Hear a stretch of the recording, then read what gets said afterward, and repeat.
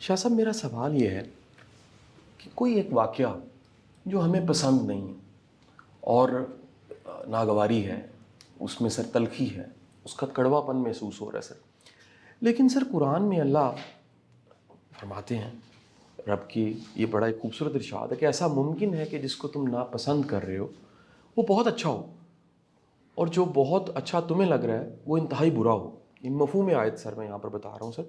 میں سر جاننا چاہوں گا کہ کیا اچھا ہے کیا برا ہے۔ ہم تو سر سینسز پہ بلیو کرتے ہیں اور عقل بھی بڑی تھوڑی سی ہوتی ہے۔ ایک عام انسان کے پاس سر کوئی ایسا انٹیلیجنسیا نہیں ہوتا کہ سر وہ کسی کشف سے دعا سے جان سکے آنے والے دن کیسے ہیں۔ ایک عام شخص کیسے جان سکتا ہے کہ یہ جو برا ہے یہ اچھا ہے اور جو اچھا ہے یہ برا ہے؟ مسلمان کے لیے تو زندگی بڑی آسان ہے۔ ہمارا دین جو کچھ سکھاتا ہے اس میں دوہرا معیار، دو معیار، ایک کی بجائے دو، دوہرا نہیں، میں غلطی سے کہہ گیا، دو معیار موجود ہیں۔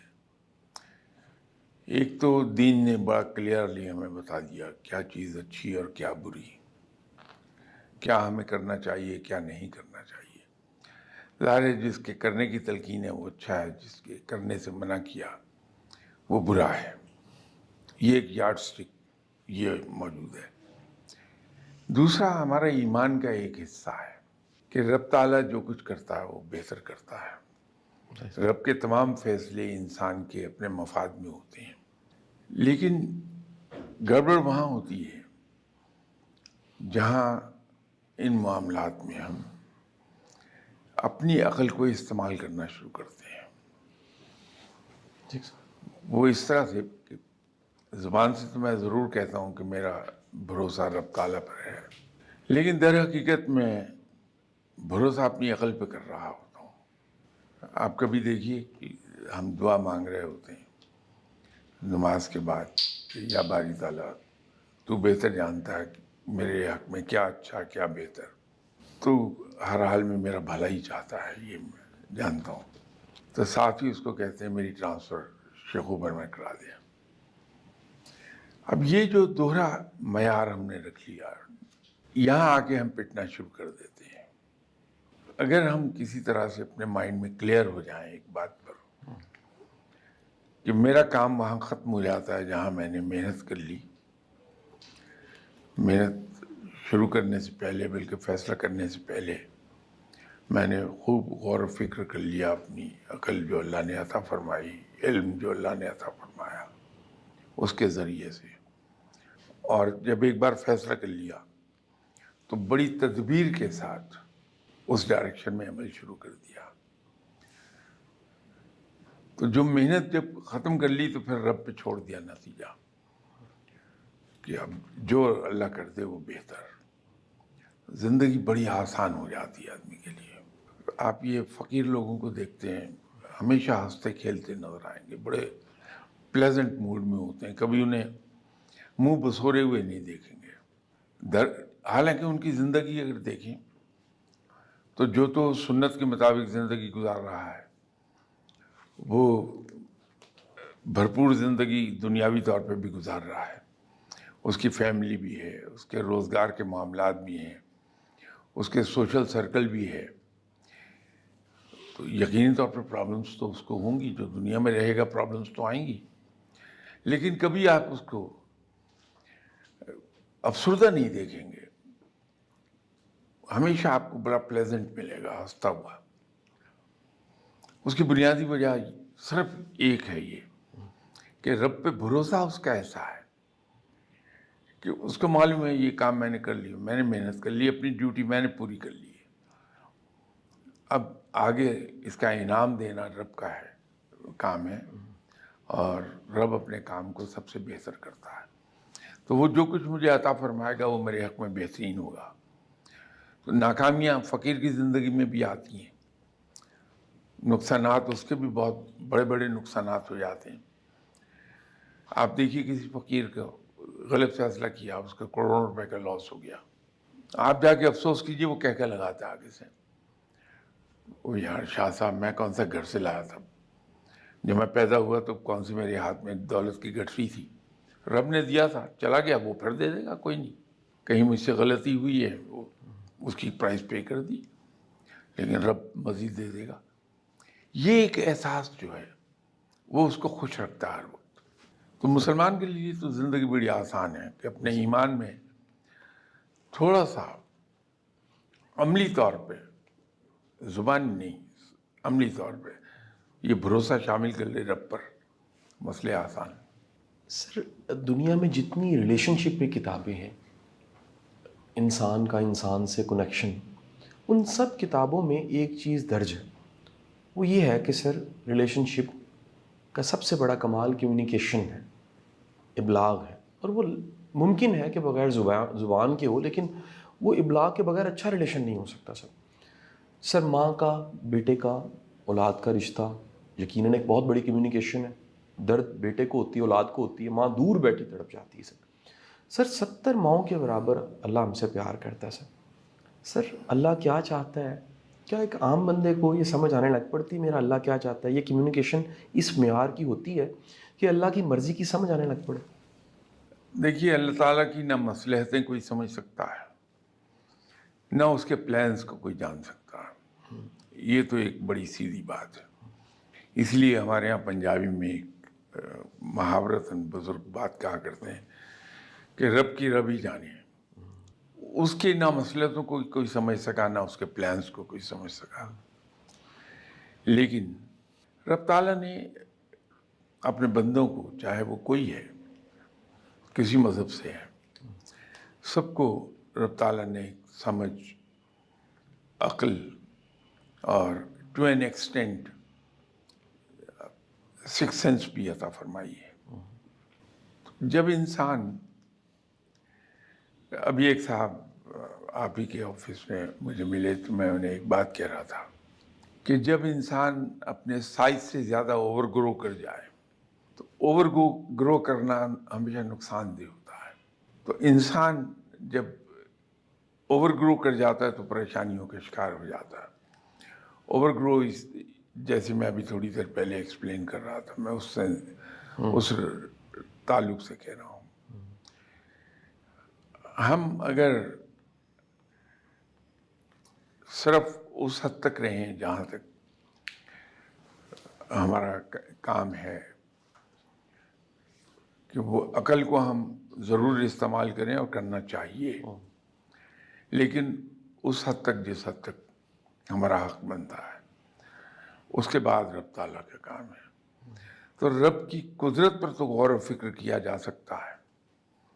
اس سے میری بات شاید واضح ہو جائے کہ غور و فکر کا رب نے حکم دیا، لیکن رب کی قدرت پر غور و فکر کرنا انسان پر فرض ہے کہ قرآن میں کہا گیا. لیکن رب کی ذات پر غور و فکر نہیں کیا جا سکتا. تو جب ہم اس ایریا میں قدم رکھیں گے تو ہم پاگل ہو جائیں گے. ہوش و حواس پر ایک وقت آتا ہے کہ کھو جاتی ہیں. تو اوور گرو نہیں کرنا چاہیے انسان کو. جہاں تک اسے رہنا ہے وہیں تک ہی رہے، مناسب رہتا ہے. صحیح سر. سر اللہ کی معرفت ایک ایسی ٹرم ہے سر جو استعمال سر لٹریچر میں بھی، بولنے میں بھی، سر اہل دانش میں بھی جی اصطلاح استعمال ہوتی ہے. معرفت کیا چیز ہے سر، اور اللہ کی معرفت کو کیسے حاصل کیا جا سکتا ہے سر؟ یہ تمام چیزیں الفاظ کا کھیل ہیں اصل میں. جب ہم رب تعالیٰ کی قدرت پہ غور و فکر کرتے ہیں تو اس نے یہ جو کائنات بنائی ہے، اس کے مختلف راز ہمارے سامنے آنے لگتے ہیں. ان کو ہم کچھ سمجھنے لگتے ہیں، پوری طرح نہیں سمجھیں گے ہم. تو جب ان کو ہم ایک حد تک سمجھنے لگتے ہیں تو ہم ان کو کہتے ہیں کہ ہم رب کی معرفت کو سمجھ رہے ہیں. تو اس کی صنائی اور اس کی تخلیق کے بارے میں اگر کچھ تھوڑی بہت ہمیں سمجھ آنے لگتی ہے تو اس کو ہم معرفت کہہ دیتے ہیں. الفاظ کا کھیل ہے.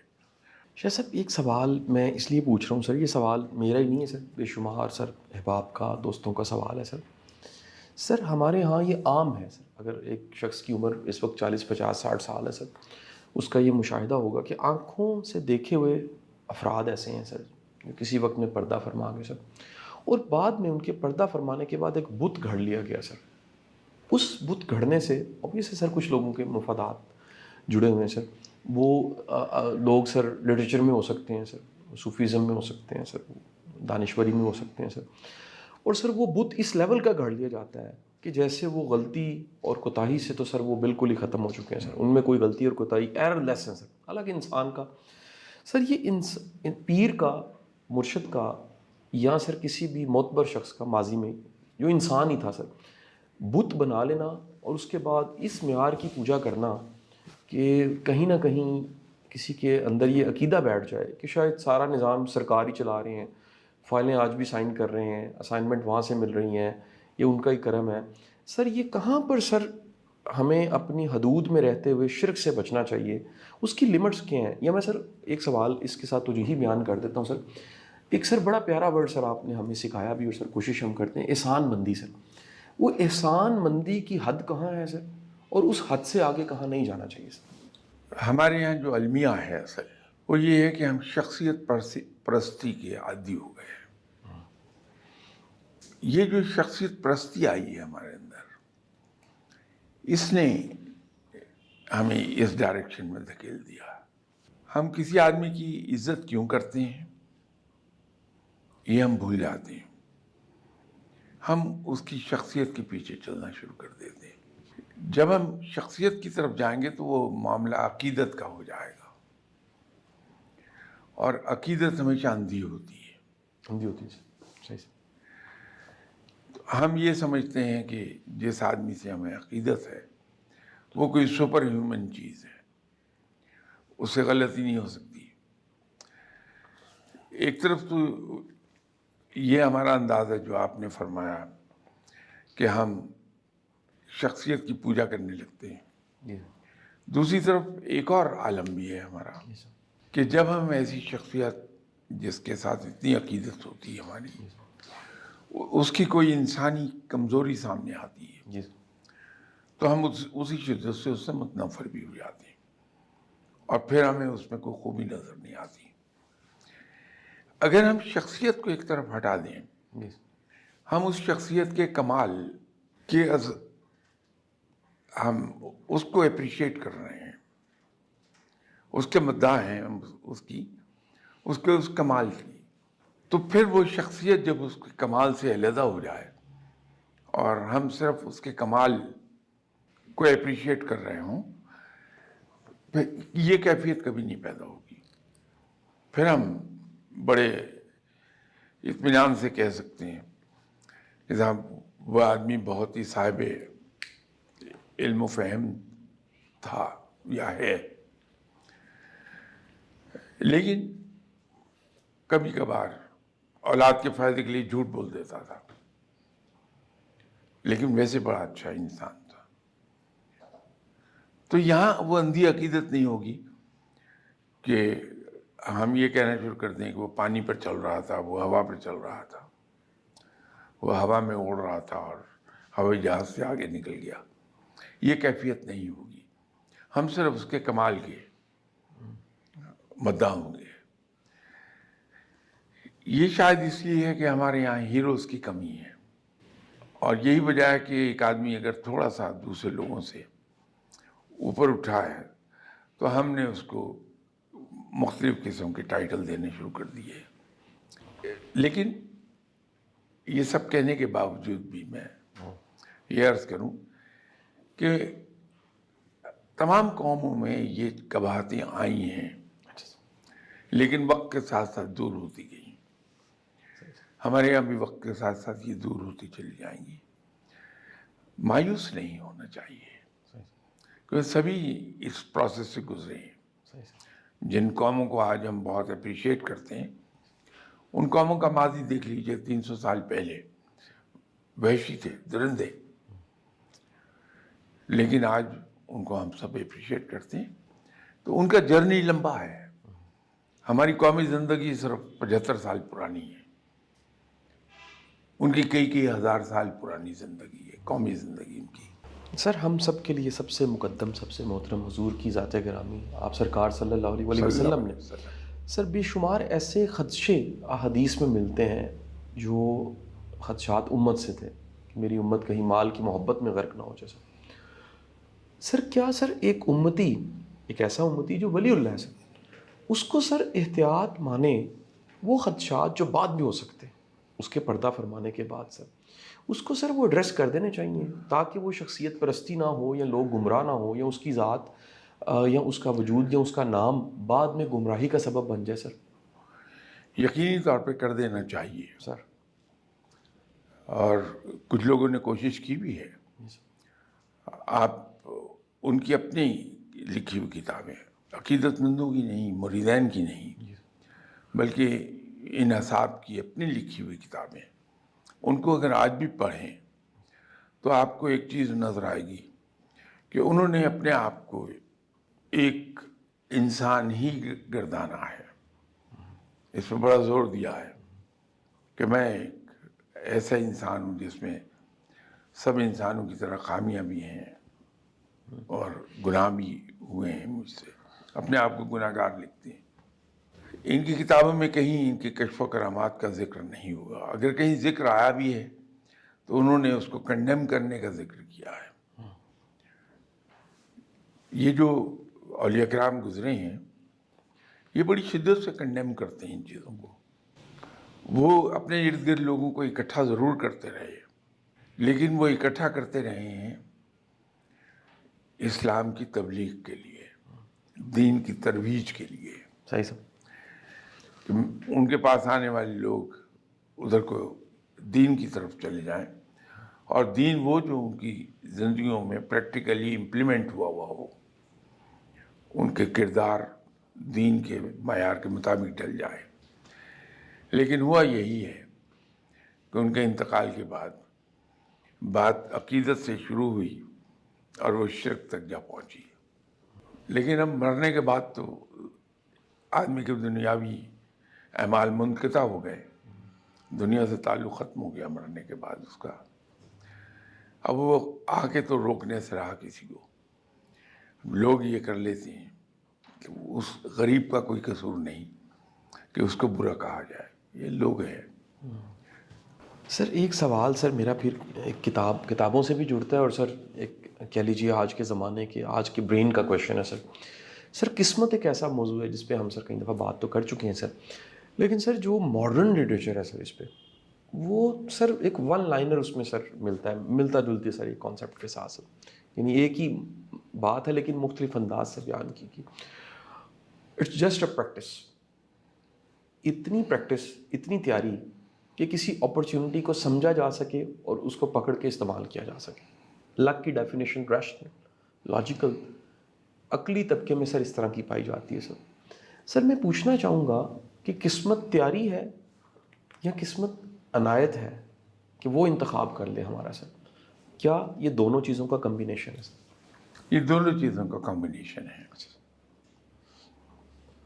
اور اس کے وضاحت جناب حضرت علی کرم اللہ جو نے فرمائی تھی، جو ہر بچے کو معلوم ہے کہ ایک ٹانگ اٹھائی جا سکتی ہے، اگر کوئی کہہ دے دونوں اٹھاؤ تو وہ نہیں اٹھا سکتا۔ وہ بات اتنی سی ہے کہ عطا بھی ہے اور کسب بھی ہے، تو تقدیر ان دونوں کا کمبینیشن بن جاتا ہے۔ بالکل صحیح سر ایک اصطلاح اور سر ہم نے بہت اس پہ ڈسکشن کی، بات چیت کی، وہ آپ بھی سر کبھی اس کی وضاحت بھی کر دیتے ہیں، وہ سر سیلف سجیشن ہے سر، ایفرمیشنز ہیں سر کچھ لوگ سر ایسا گمان ہوتا ہے وہ بڑے لکی ہیں سر، ان سے جڑی چیزیں کلک کر جاتی ہیں، وہ مٹی کو ہاتھ ڈالتے ہیں سونا ہو جاتی ہے، ان سے ساتھ جڑے لوگ کلک کر جاتے ہیں سر۔ کیا سر یہ اگین سر یہ ایسا ہوتا ہے یا سر ایسا لگ رہا ہوتا ہے سر، یہ اس میں سر کوئی کردار ہے قسمت کا سر کہ ایک شخص سے پوری نسل سمجھ جاتی ہے، ایک شخص سے پورا معاشرہ کھڑا ہو جاتا ہے سر؟ یعنی کچھ لوگوں نے سر اس کو اس طرح بھی بیان کیا ہے کہ جو بڑے لوگ ہوتے ہیں ان کے ہاتھ پہ ان کی تقدیر تو لکھی نہیں ہوتی، نیشنز کی لکھی ہوتی ہے سر، ایک جناح کے ہاتھ پہ تو ایک ملک کی آزادی اور ایک علیحدہ سے ملک کھڑا ہونا تھا سر کیا کسی شخص کو اتنا خوش قسمت ہو سکتا ہے سر کہ اس کی لک کا افیکٹ سر دوسروں پہ بھی پڑے سر؟ شاید میں اس کو لک کا نام نہ دے پاؤں۔ اچھا سر۔ آپ نے جناب حضرت قائد اعظم رحمۃ اللہ علیہ ان کا ذکر کیا، آپ کبھی قائد اعظم رحمۃ اللہ علیہ صاحب کی زندگی کا مطالعہ تو کیجیے کہ وہاں پہ اصولوں پر کبھی کوئی کمپرومائز نہیں ہوا. وہاں انتہائی اونچے درجے کی دیانتداری موجود تھی، اور وہ دیانتداری دونوں طرح کی تھی، انٹلیکچوئل بھی اور فزیکل بھی. انٹلیکچوئل دیانتداری کا یہ عالم کہ جو ایک گورنمنٹ فنکشنری لیٹر کی کاپی لے آئے تھے اور قائد اعظم کو دکھائی کہ یہ دیکھیے یہ گورنمنٹ میں آپ کے خلاف یہ ہو رہا ہے، تو آپ نے بجائے اس کے کہ اس کو اپریشیٹ کرتے اس کو ڈانٹ پلائی کہ یہ تم بددیانتی کر رہے ہو، یہ لیٹر تمہارا سرکاری راز ہے، اس کو نہیں لانا چاہیے تھا، اس کو واپس لے جاؤ. اب یہ انٹلیکچوئل آنیسٹی ہے بندے کی. تو جس انسان میں بھی آپ کو یہ خوبیاں مل جائیں گی، پھر سرکاری پیسہ خرچ کرنے کے بارے میں جتنا باصول انسان، یہ جب بھی کوئی آدمی ان کو ایکسرسائز کر لے گا وہ آسمان کی بلندیوں کو چھونے لگے گا. یہ ہو ہی نہیں سکتا کہ ایک آدمی اسلام کے بتائے ہوئے اصولوں پہ عمل کرے اور وہ بلندی کی طرف نہ جائے. ہم کوتاہی کر رہے ہوتے ہیں، غلطی کر رہے ہوتے ہیں، آپ بلیم کرتے ہیں ہم اپنی تقدیر کو. اگر کہیں اپنی زندگی کے رویوں پر نظر ڈال لیں ہم تو صاف وجہ سمجھ آ جاتی فیلئر کہاں پر ہے. تو ہماری ذاتی زندگی میں اور خاص طور پہ خلوت میں جہاں ہم اصولوں پہ پوری طرح کاربند ہوتے ہیں، جلوت میں تو بہت لوگ زبانی کلامی ہو جائیں گے، جب ٹیسٹ آئے گا کوئی تو اس میں فیل کر جائیں گے، لیکن خلوت میں 100% ہم آزاد ہوتے ہیں ہر چیز سے. تو جو آدمی خلوت میں بھی دین کے اصولوں پر عمل کرتا ہے پوری دیانتداری کے ساتھ، وہ لازمی بلندیوں کی طرف جائے گا اور اللہ اس کو سکسیس دے گا. اس کی ایک چھوٹی سی اگزامپل میں آپ کو دے دیتا ہوں. جب سے آپ نے ہوش سنبھالا، آپ اور میں سبھی سنتے آئے ہیں کہ یار فلاں چیز کھانی ہے، اس دکان پہ جاؤ، یا بہت اچھی ہے، اور وہاں ٹوٹے پڑے ہوتے ہیں لوگ. یہاں ایک حلوہ پوڑی کی دکان تھی، اس کی بڑی شہرت سنتا تھا میں. تو ایک دن میرے ذہن میں آیا کہ دیکھا جائے وہاں کیا ہے جو اتنا مشہور ہے. تو میں چلا گیا چھٹی کے دن کہ اسلامیہ کالج ریلوے روڈ کے اپوزٹ ان کی دکان تھی. تو جا کے میں ایک طرف کھڑا ہو گیا اور بڑے غور سے انہیں ڈیل کرتا دیکھتا رہا لوگوں سے. تو وہاں جا کے ایک انکشاف ہوا کہ ان کا بہت سے کسٹمرز کے ساتھ رویہ کوئی زیادہ معیاری نہیں ہے، لیکن اس کے باوجود دنیا ٹوٹی پڑ رہی ہے. تو وہاں دو باتیں نوٹ ہوئیں. ایک تو یہ ہے کہ ان کی یہاں کوالٹی پر کمپرومائز نہیں تھا، بغیر یہ جانے کہ اتنی ہائی کوالٹی ڈلیور کرنے کے بعد کچھ بچے گا بھی یا نہیں، کچھ میری سیونگ ہوگی. کوالٹی پہ کمپرومائز نہیں تھا. ایک بات تو یہ سمجھ میں آ گئی. دوسری ایک بات بڑی حیران کن دیکھی کہ وہاں میں کھڑا تھا تو ایک بچہ کافی بڑا برتن، جس کو پنجابی میں ہم ڈول کہتے ہیں، وہ لے کے آیا اور ان صاحب کو 1 روپیہ دیا کہ مہمان آئے ہیں، امی نے کہا کہ وہاں سے بھاجی لے آؤ.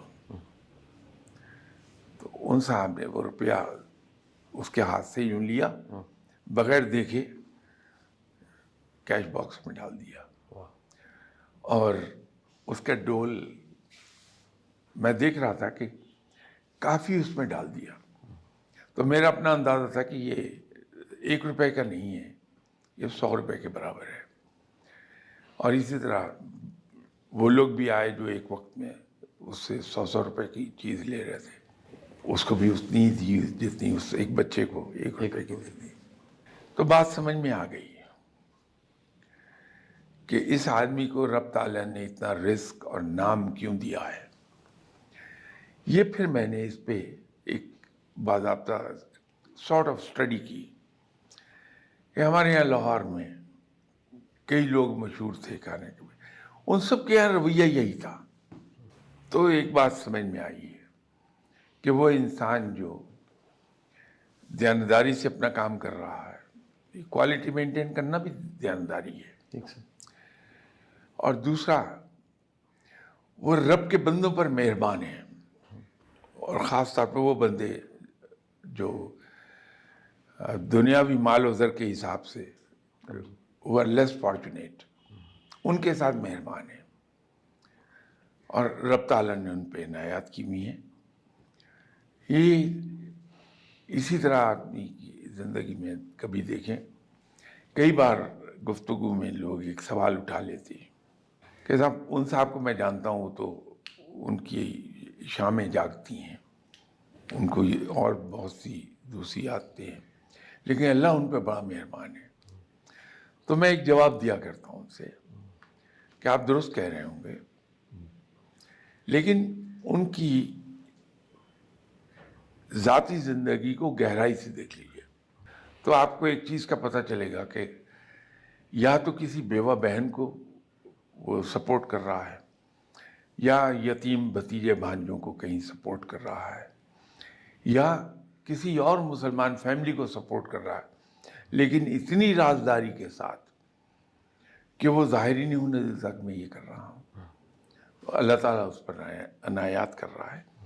تو جس آدمی کو بھی آپ اوپر جاتا دیکھیں گے، اس میں قسمت کا دخل، تو میں اس سے انکار بالکل یہ نہیں کہوں گا کہ بالکل نہیں ہوتا. کہیں نہ کہیں ایسے کیسز مل جائیں گے جہاں قسمت بڑی مہربان ہے. لیکن جب ہم ان کو گہرائی سے اسٹڈی کرتے ہیں تو وہاں ہمیں یہ چیزیں ملتی ہیں کہ ایک تو وہ آدمی انٹلیکچولی آنیسٹ ہے بندہ، اور دوسرا اللہ کے بندوں پہ، اور خاص طور پر وہ لوگ جو زیادہ خوش قسمت نہیں ہیں، ان پر بڑا مہربان ہے، ان سے مہربانی کا سلوک کرتا ہے. تو اللہ تعالیٰ اسے اس کا انعام دیے جا رہا ہے. سر آپ نے کیونکہ سر وہ لاہور کی سر کسی معروف دکان کا تذکرہ کیا سر، میں سر ایک اور رویے کی سر میں تھوڑی سی وضاحت چاہوں گا کہ شاید سر کو سننے والا اگر اس کو سنے تو سر اس کی زندگی میں، اس کی سوچ میں کوئی تبدیلی آ جائے. سر ہمارے ہاں کامن ہے سر کہ دکان کے باہر یا کسی جگہ پہ لکھا ہوتا ہے کہ ہماری اور کوئی دکان نہیں، اور 100 سال سے ہم یہیں پر موجود ہیں. سر کیا یہ پرائڈ والی چیز ہے یا ایک یہ انسلٹ والی چیز ہے کہ یہ ترقی نہیں کر سکے، یہ تو ایک ہی دکان پہ ہیں سر؟ جبکہ سر یورپ میں جاتے ہیں ہم سر، یہ دنیا دیکھتے ہیں سر، تو چھوٹے چھوٹے سٹورز جو ہیں سر وہ چینز کی شکل اختیار کر چکے ہیں، چھوٹا سا کارخانہ فیکٹری کی شکل اختیار کر چکا ہے. کئی سر ایسے آفیسز چھوٹے سے سر شروع کیے گئے ہیں، کل کی باتیں سر، اسٹیو جابز اور یہ سب کے سب انہوں نے پوری امپائر کھڑی کر دی ہے سر. تو سر یہ ہمارے ہاں یہ جو رویہ پایا جاتا ہے کہ اپنے ساتھ لوگ قبر میں علم لے کر چلے جاتے ہیں سر، اور اپنی دکان کے باہر لکھ کے لگا دیتے ہیں کہ 200 سال سے 100 سال سے ہم یہیں پر ہیں اور یہی اصلی اور آخری دکان ہے ہماری. یہ رویہ ٹھیک ہے سر؟ نہیں، یہ ضروری نہیں ہے کہ وہ بندہ ایک پتھر کی طرح وہاں پڑا ہے، جی سر، آگے نہیں بڑھ رہا. یہ ضروری نہیں ہے. اچھا سر.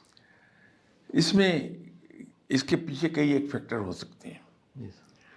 73 کا زمانہ ایسا تھا، یعنی اینڈ آف 72 سے 73،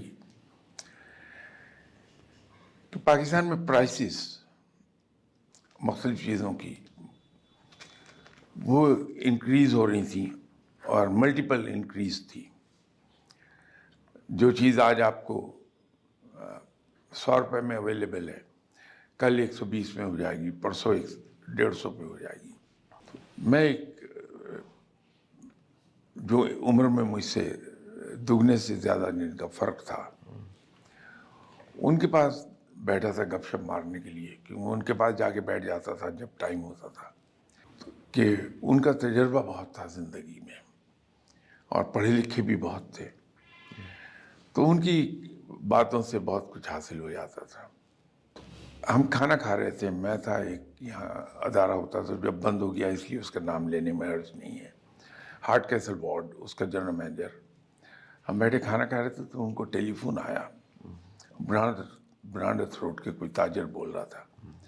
انہوں نے ان سے پوچھا کہ آپ کے پاس فلاں چیز ہے؟ تو کہنے لگے ہاں میرے پاس اسٹاک ہے. تو کہنے لگے کہ کیا قیمت ہے؟ تو انہوں نے بتائی قیمت. تو انسان نے کہا کہ کیا کر رہے ہیں آپ، اس کی قیمت تو آج یہ ہے.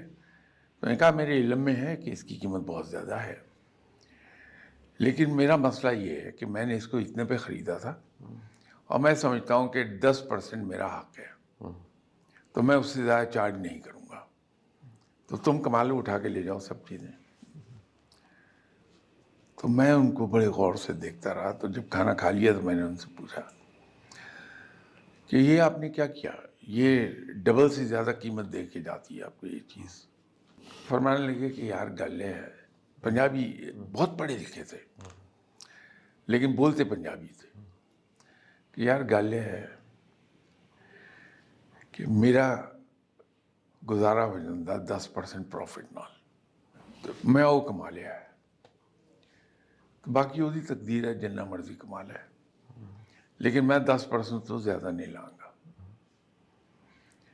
اب یہ ایک رویہ یہ بھی ہے جو وہ بورڈ پر لکھا ہے کہ 100 سال سے ہم اسی دکان پر ہیں، ہماری کوئی برانچ نہیں ہے، کہ اللہ نے اسے قناعت عطا فرمائی ہے. وہ یہ سوچ رہا ہے کہ میرا اور میری اولاد کا، میرے رشتہ داروں کا گزارا اس میں ہو رہا ہے، تو میں لالچ کیوں کروں، آگے کیوں جاؤں. ایک فیکٹر یہ ہے. ایک دوسرا فیکٹر اور بھی ہے، بدنصیبی ہے وہ ہماری، کہ ہم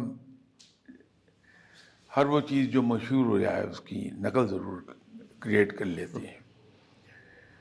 تو ابھی ریسنٹ پاسٹ میں بہت سی مثالیں مل جائیں گی کہ ایک کسی صاحب کا نام بہت چل گیا دکان کا، اب ان کی برانچیں لوگ کھول کے بیٹھ گئے، ہے نہیں لیکن لکھا ہے کہ یہ فلاں دکان کی برانچ ہے، فلاں دکان کی برانچ ہے.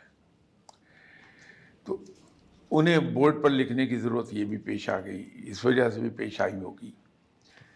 تو اس کے کئی ایک ریزن بن جاتے ہیں، لیکن اس کو ہم بجائے کنڈیم کرنے کی کہ وہ پتھر کی طرح ایک جگہ پڑا ہے، ترقی نہیں کر رہا، ہم اس کو ایک الاؤنس یہ بھی دے سکتے ہیں. ہو سکتا ہے وہ قناعت پسند انسان ہے، پروردگار نے اسے قناعت عطا فرمائی ہے. میں کراچی گیا، وہاں میرے بہنوئی تھے، کام کاج سے میں فارغ ہو گیا، جس آفس کے کام سے جس سے گیا تھا. تو میں نے ان سے کہا کہ میں فاتح خانی کے لیے جانا چاہ رہا ہوں عبداللہ شاہ قاضی شہید کے مزار پہ. تو وہ اپنی گاڑی میں بٹھا کے مجھے وہاں لے گئے. فاتحہ پڑھنے کے بعد ہم واپس آ رہے تھے تو مجھے کہنے لگے کہ یار میں زندگی میں فاتح خانی کے لیے مزاروں پہ گیا تو میں نے صرف ایک موقع پر رب تعالیٰ سے کسی مزار پہ فاتح خانی کے بعد رب سے دعا مانگی، تو وہ دعا قبول ہو گئی. تو میں نے ان سے کہا کہ کب کی بات ہے؟ کہنے لگے میرا نکاح تھا میری ہمشیرہ کے ساتھ، میں نکاح پر آیا ہوا تھا، نکاح سے فارغ ہو کے میں داتا صاحب گیا، وہاں میں نے رب تعالیٰ کے حضور دعا مانگی کہ یا باری تعالیٰ تو مجھے قناعت عطا فرما دے، اور رب نے مجھے قناعت عطا فرما دی.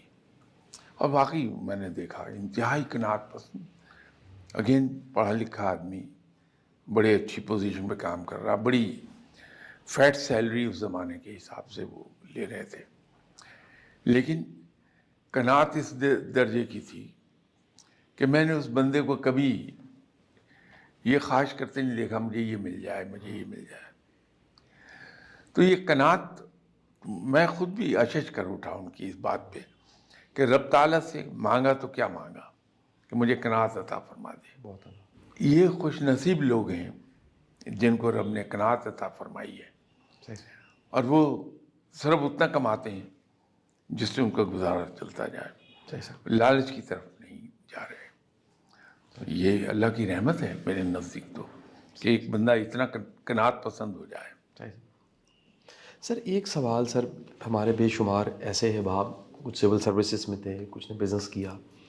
سر وہ سوال کرتے ہیں کہ جب ہم کامیاب ہو جاتے ہیں، نمایاں ہو جاتے ہیں، تو سب سے پہلا حسد کا وار یا حاسد اپنے ارد گرد کے لوگ ہوتے ہیں. ان سب کا سر کہنا یہ تھا کہ ہم کون سا کوئی ایک دو عمل ایسے سر اپنائیں کہ اس حسد سے بچ سکیں، کیونکہ اب تو مقابلے کا امتحان پاس ہو گیا، کاروبار چل گیا، کچھ بھی زندگی کا یعنی نمایاں ہو گئے سر تھوڑے سے. تو وہ سب سے قریبی لوگوں کے حسد کے وار سے یا ان کے ایک کہہ لیجیے نفرت سے کیسے بچا جا سکتا ہے سر؟ بہت آسان سا کام ہے، دو طریقے سے. ایک تو انسان اپنے مخالفین اور حاسدین پر مہربان رہے، اور صدق دل سے، اس لالچ میں نہیں کہ اللہ میرا بھلا کر دے گا، صرف اس لیے کہ سنت ہے کہ اپنے مخالفین اور حاسدین پر مہربان رہے. ٹھیک سر. دوسرا یہ ہے کہ رب تعالیٰ نے تو قرآن میں حل دیا ہوا ہے، تو ہم سورہ فلق پڑھیں، سورہ ناس پڑھیں، اللہ بچاتا رہے گا. صحیح سر. بڑی مہربانی سر، بہت شکریہ سر.